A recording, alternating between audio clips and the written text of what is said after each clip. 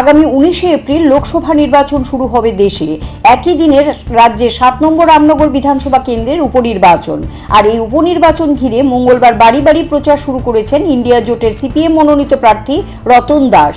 এদিন তিনি পিয়ারিবাবুর বাগান এলাকার বিভিন্ন বাড়িতে গিয়ে ভোট চান। ভোট প্রচারে বের হয়ে সাংবাদিকদের মুখোমুখি হয়ে তিনি বলেন, প্রচারে নেমে ব্যাপক সাড়া পাচ্ছেন। দীর্ঘদিন 7 নম্বর রামনগরে বিধায়ক ছিলাম, আজ জনগণের সেবা করার জন্য সিপিএম পুনরায় আমাকে প্রার্থী হিসেবে বাছাই করেছে। তিনি বিজেপির বিরুদ্ধে সুর চড়িয়ে বলেন, নরেন্দ্র মোদীর নেতৃত্বে বিজেপি সরকারের উপর মানুষের অপরিসীম ক্ষোভ রয়েছে, তাই জনগণের কাছে উপনির্বাচন এবং লোকসভা নির্বাচনে বিজেপির বিরুদ্ধে এগিয়ে আসার আহ্বান জানান।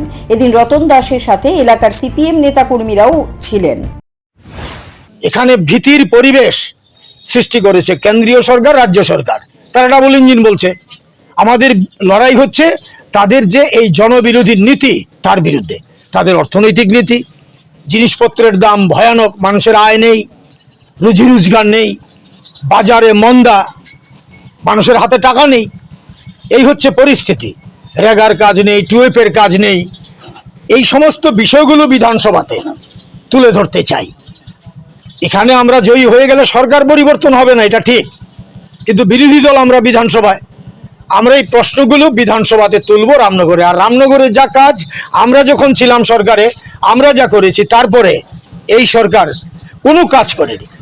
আপনারা দেখুন গোটা বিধানসভা কেন্দ্র ঘুরে যে এই সরকারের আমলে একটা কাজ করেছে কিনা। একটি কাজও করেনি এই এলাকার মধ্যে। এই সরকারের বিধায়ক যিনি ছিলেন তিনি বা এই সরকার, সব বামফ্রন্ট আমলের যা ছিল তাই এখন ভেঙে ভেঙে পড়ছে। এগুলো মেরামত পর্যন্ত ওরা করতে পারে না। রাস্তাঘাটের অবস্থা দেখুন, সব আমরা করেছি। গোটা এলাকার উন্নয়ন আমাদের সরকারের সময়। এই বিষয়টা মানুষের স্মৃতিপটে আছে। আমরা এই কথাটাই মানুষের কাছে বলছি, অভিজ্ঞতার ভিত্তিতে কাস্তে হাতুড়ি তারকা চিহ্নে আপনারা ভোট দিন, রামনগরে বামফ্রন্টের প্রার্থীকে জয়ী করুন। অ্যাট দ্য সেম টাইম লোকসভাতে আশিসবাবু দাঁড়িয়েছেন কংগ্রেসের প্রার্থী, তাকেও ভোট দিয়ে জয়ী করার আবেদন আমরা সিপিআইএম এর পক্ষ থেকে, বামফ্রন্টের পক্ষ থেকে করছি।